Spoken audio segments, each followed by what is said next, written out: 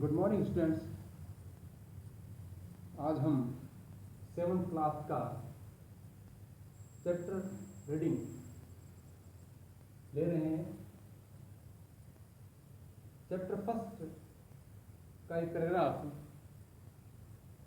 हमने last time पढ़ा था। उसी चैप्टर 3 क्वेश्चंस का नेक्स्ट पैराग्राफ आपके सामने है। बिल्कुल उसी प्रकार से हमें रीडिंग करनी है, लर्निंग करनी है और रिवीजन भी करना है। फर्स्ट पैराग्राफ को आपको ध्यान में रखना है और उसी से कनेक्ट सेकंड पैराग्राफ को करना है। मैं इसको रीडिंग करूंगा, उसके साथ में हिंदी अनुवाद जो नीचे दिया हुआ है उसको पढ़ेंगे। इसके बाद में ग्लोसरी के रूप में हार्ड वर्ड नीचे लिखे हुए हैं और इस तरफ वर्ब्स की first form, second form, third form आपके सामने दी गई है। जैसे फर्स्ट पैराग्राफ हमने पढ़ा था बिल्कुल वैसे इसको ध्यान रखना है। सबसे पहले इस पैराग्राफ को रीडिंग करनी है।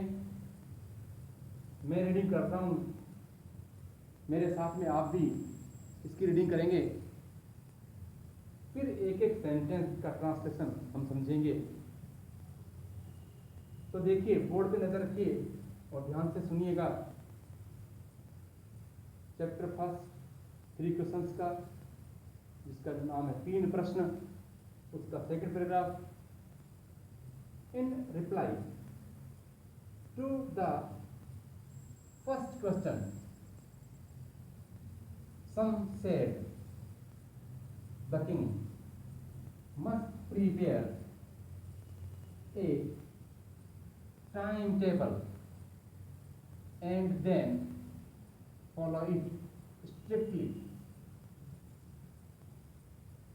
Only in this way, only in this way, they said, could he do everything at its proper time. Others said that it was impossible to decide in advance the right time for doing something, the right time for doing something. The king should notice all that was going on, avoid foolish pleasures, avoid foolish pleasures, and always do whatever seemed necessary at that time, seemed necessary at that time. Full stop. Yet others said that the king needed a council, of wise men who would help him,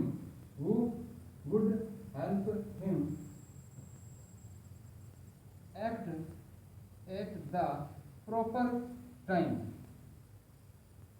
This was because one man would find it impossible to decide correctly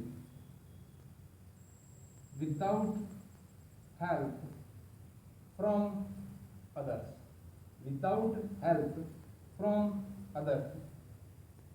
The right time for every action,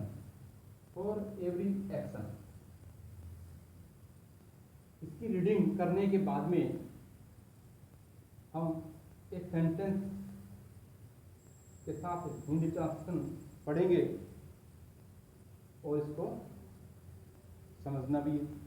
देखिए, in reply to the first question, पहले प्रश्न के जवाब में, reply जवाब, first question पहले प्रश्न के जवाब में, सम सेड, कुछ लोगों ने कहा, सम कुछ, सेड कहा, कुछ ने कहा, यानी कुछ लोगों ने कहा, द किंग मस्ट प्रिपेयर, राजा को एक समय सारणी तैयार करनी चाहिए।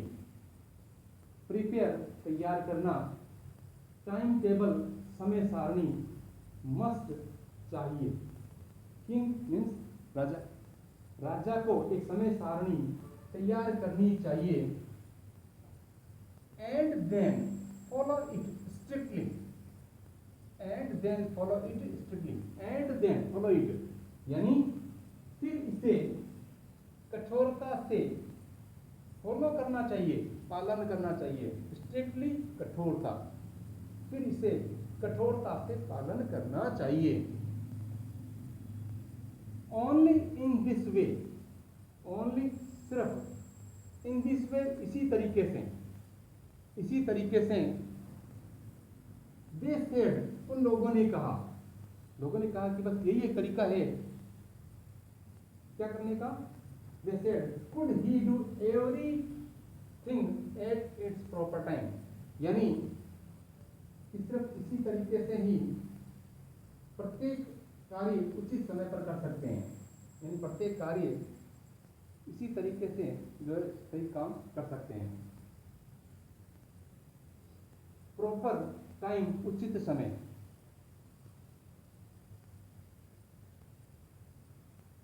आगे देखिए, डू करना, एवरीथिंग प्रत्येक कार्य को सही समय पर कर सकते हैं।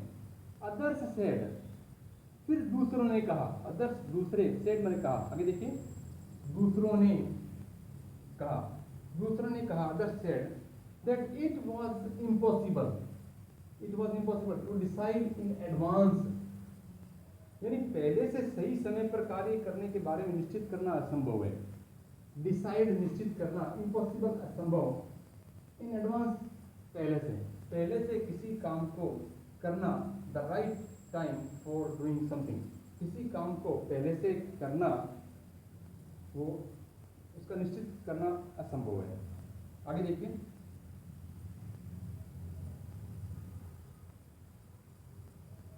The king should notice all that was going on, the king should notice all that was going on, यानी राजा को भी जो हो रहा है, जो काम चल रहा है, जो समय बीत रहा है, उसको भी क्या करना चाहिए। देखो आगे, अवॉइड फुलिश प्लेजर्स, और मूर्खता की खुशियां जो होती है उससे बचना चाहिए, यानी अवॉइड करना चाहिए। जो समय पर चल रहा है और जो खुशियां जो मूर्खता की होती है, चापलूसी की होती है, उससे भी बचना चाहिए।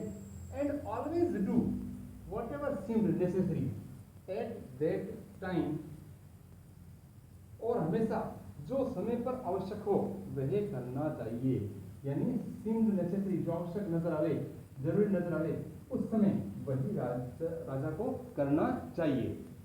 आगे देखिए, yet others said that the king needed a council for wise men,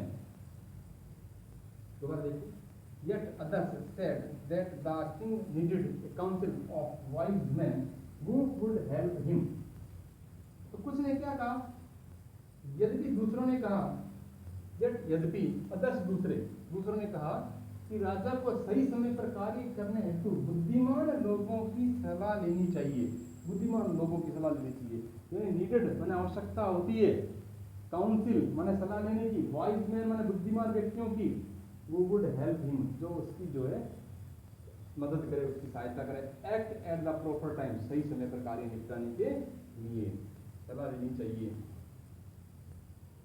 आगे देखिए, दिस वाज, ये इसलिए क्योंकि one man would find it impossible, क्योंकि एक व्यक्ति सही निर्णय लेने में सही समय पर हर कार्य करने में बिना किसी दूसरे की मदद के असंभव होता है।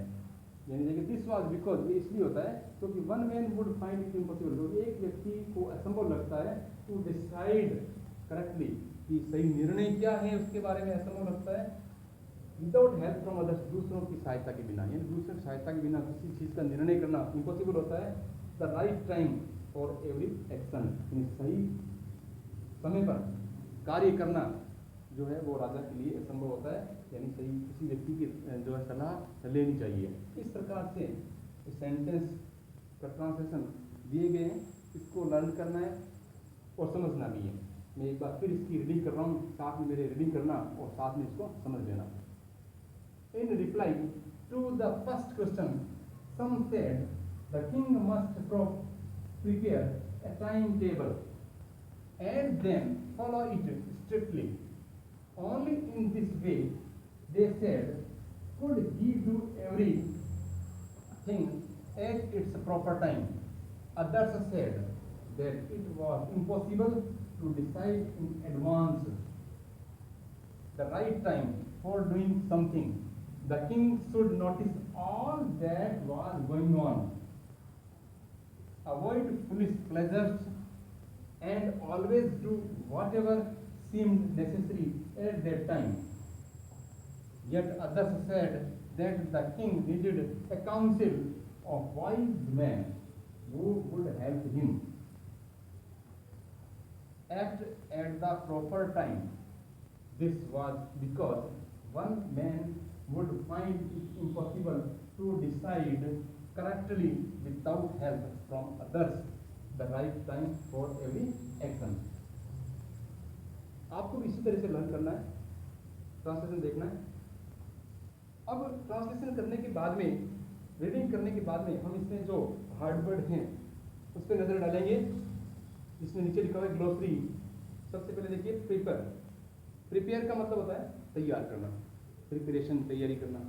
इसी तरह फॉलो, फॉलो मीन्स पालन करना, किसी रूल्स का फॉलो करना, पालन करना। स्ट्रिक्टली, कठोरता से। प्रॉपर, उचित रूप से। डिसाइड, निश्चय करना, डिसाइड निश्चय करना, डिसाइड निश्चय करना। प्लेजर्स, खुशियां, आनंद। नेसेसरी, आवश्यक। विदाउट, बिना। और काउंसिल, सलाह। ठीक है। इसी तरह देखिए इसमें वर्ब्स कौन कौन सी काम आई हुई है। वर्ब्स जो मोस्ट है वो इसमें नीचे बता रखा मैंने।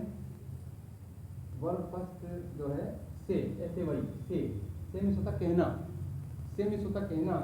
इसकी सेकंड फॉर्म होती है सेड और इसकी थर्ड फॉर्म भी वही होती है सेड, यानी सेकंड फॉर्म और थर्ड फॉर्म मोस्टली सेम होती है। डिसाइड, निश्चय करना। डिसाइड मीन्स होता है निश्चय करना, ये वर्ब है, निश्चय करना। ठीक है। इसकी सेकंड फॉर्म होती है डिसाइडेड और थर्ड फॉर्म भी होती है इसकी डिसाइडेड। इसी तरह सीम, सीम का मतलब है दिखाई देना या प्रतीत होना या लगना। ठीक है। तो सीम में प्रतीत होना, दिखाई देना, लगना। सेकंड फॉर्म इसकी आती है सीम्ड और थर्ड फॉर्म इसकी है सीम्ड। इस तरीके से कुछ वर्ब्स जो है इसमें न्यू है उसको मैंने एक्सप्लेन किया है। इसी तरह आपके ग्लोसरी हार्ड वर्ड भी मैंने इसमें बताए हैं, रीडिंग भी की है, ट्रांसलेशन भी आपको करके देखना है। और इन सभी को जैसे भी आपको नोटबुक में जो लास्ट टाइम जो आपने नोट किया था बिल्कुल उसी तरह इसको आगे नोटबुक में नोट करना है और रिवीजन करते रहना है। कोई प्रॉब्लम्स आई इसमें इसी तरह की तो आप मुझसे कांटेक्ट कर सकते हैं। और नेक्स्ट टाइम इसमें जो भी पैराग्राफ आगे बनता है उस पैराग्राफ को हम इसी तरह से रीडिंग करेंगे। बस आप घर पे टाइम टेबल बना लीजिए और टाइम टेबल के अकॉर्डिंग ही आपको जो है आगे से आगे लर्न करते रहना है, रिवीजन करते रहना है। आपके पास में बुक अगर नहीं है तो फिर मैं सारा टेक्स्ट बुक की सेंटेंस सामने लिख रहा हूँ पैराग्राफ के रूप में, और बुक्स है आपके पास है तो आप इसका निशान लगा लीजिए, मार्क कर लीजिए यहाँ से यहाँ तक जो है सर ने आज इतने डेट को पढ़ाया है और इसकी हिंदी ट्रांसलेशन आप उतार लीजिए और इसके बाद में लर्निंग प्रोसेस कंटिन्यू रखिए। ठीक है, अगला पैराग्राफ जो है नेक्स्ट क्लास में पढ़ाया जाएगा। Thank you.